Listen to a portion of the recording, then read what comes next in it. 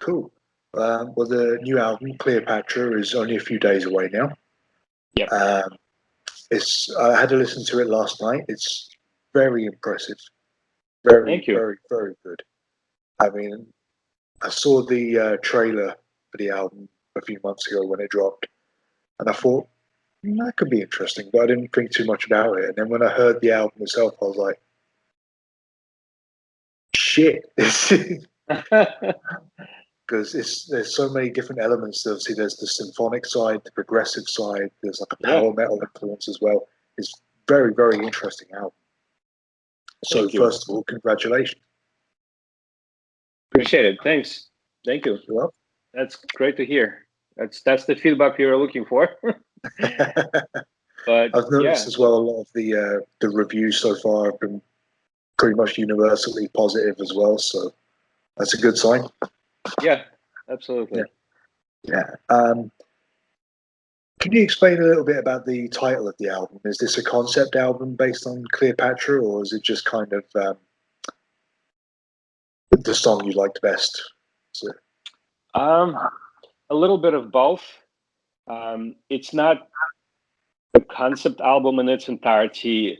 It's not a concept album in the sense that the songs are connected and they talk to each other. That's not the case. We kind of try to create, as a debut album, we try to create some kind of a pilot. We wanted to see what will work, what won't work, stylistically, musically, lyrically. As you said, you see a range from power metal to metal with symphonic elements, a little bit of progressive here and there, even some rock, maybe AOR-ish themes. Same thing with lyrics. We just try to see what will work, what will audience like better, what will audience like a little bit less. So this way, going forward, we'll know which directions we'll need to take. So conceptually, Cleopatra, it's a standalone track, but we did try to answer to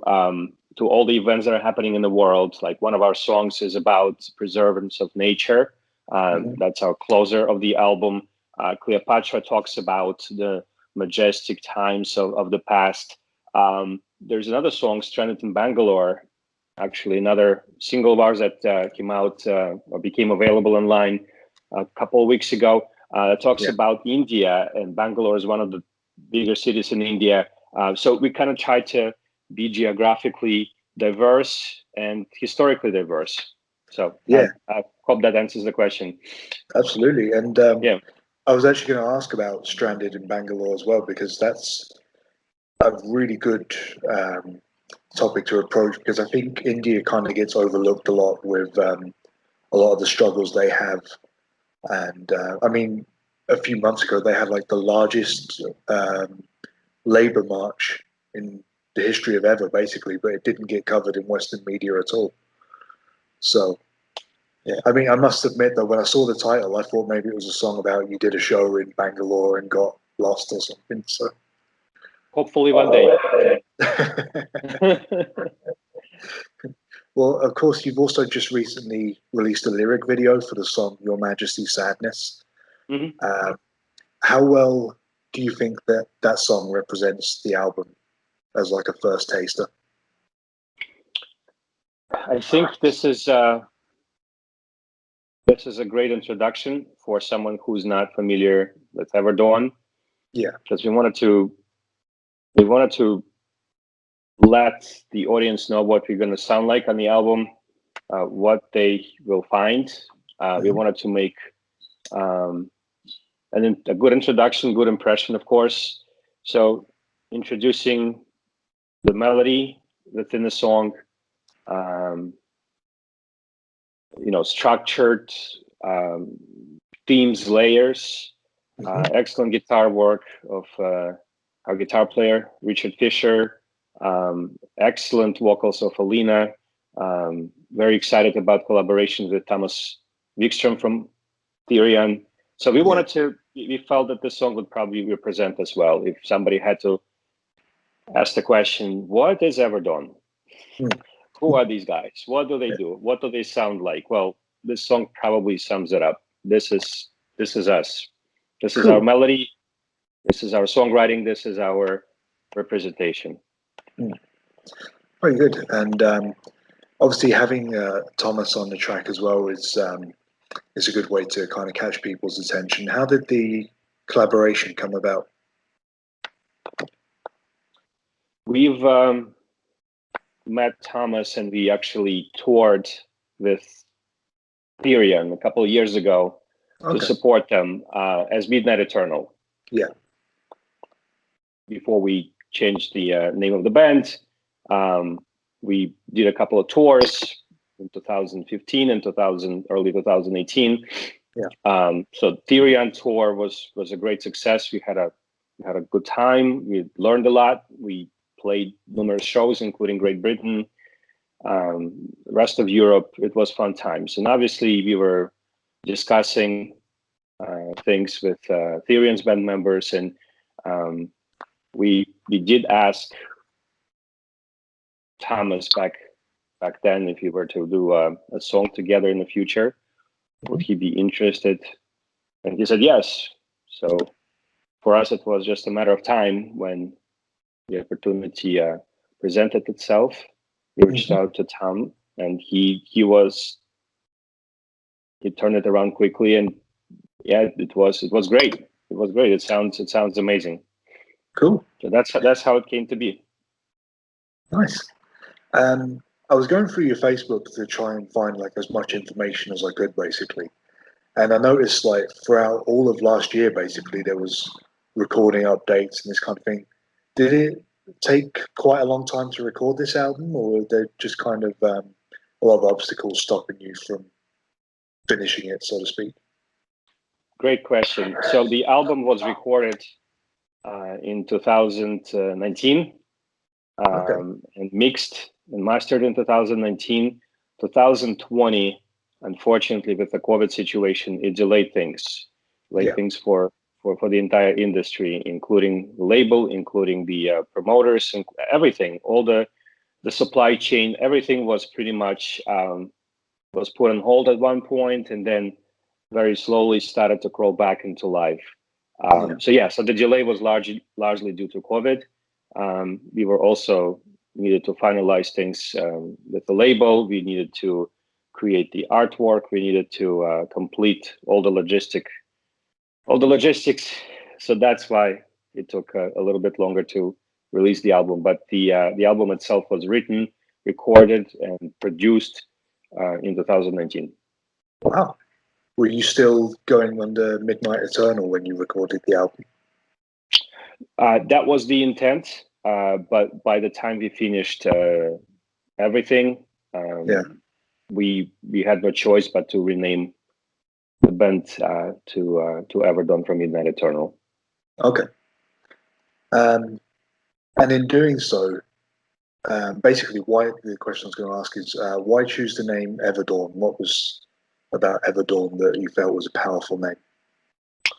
We didn't want to stray too much from the imagery of Midnight Eternal title. We didn't want to, do 180 degrees and come up with totally unrelated names. So we were looking for, and everybody's dealing with the same problem. Right? A lot of titles, a lot of names are already taken, and it really takes time to look for and find that title that will resonate well, that will have a good ring to it, and at the same time is not used by somebody else at this time. And we felt that Everdawn kind of suits the mood, the aura.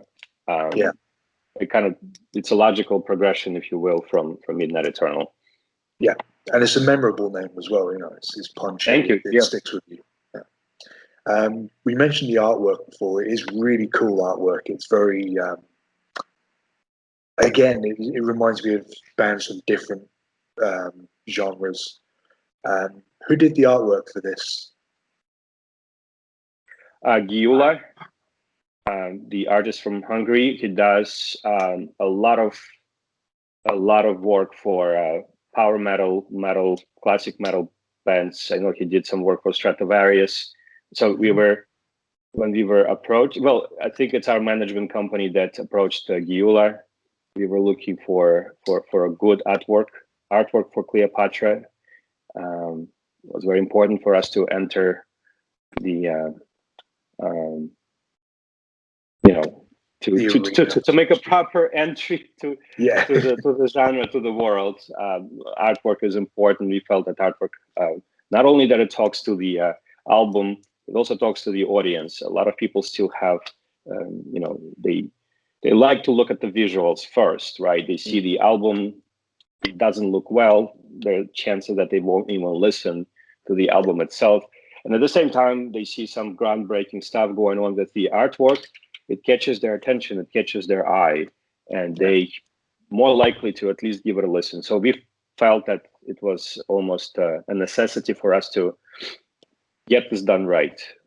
Alina, our singer, she had a very strong imagery going on in her head. Like, she really knew what she wanted to see out of it. And Gyula delivered, I think, 100% satisfaction exactly to what we wanted to do. And we can't be happier with the network, the way it came out.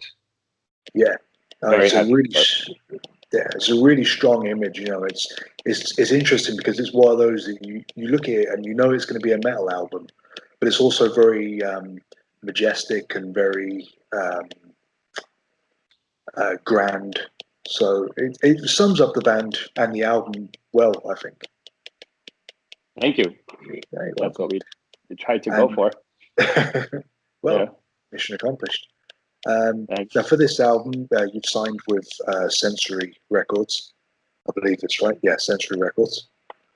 How did this partnership come about? Again, we submitted our demo or our portfolio, our electronic package to multiple labels. Sensory almost right away came back, gave us a very good proposal, and we were happy. Another point is that Sensory Records is in New Jersey. Okay. This is where most of us are. So for us, it was a pretty straightforward decision. Yeah, cool. And are you happy with the relationship so far? Yeah, of course. Very excited about the upcoming release. Very happy about the way things were happening. At least for some of us, of course, during the COVID situation, some thoughts were coming to our heads. Okay, what's next? What if everything is just going to be not delayed, but delayed or postponed, but canceled? What if you have to start the search again? And that never happened. Sensory was very professional. They were very upfront. They explained the situation to us well, explained the reason for delays, and we were ready for that. I mean, we were not surprised. We were not shocked with everything that was going on. So again, cannot be happier with Sensory so far.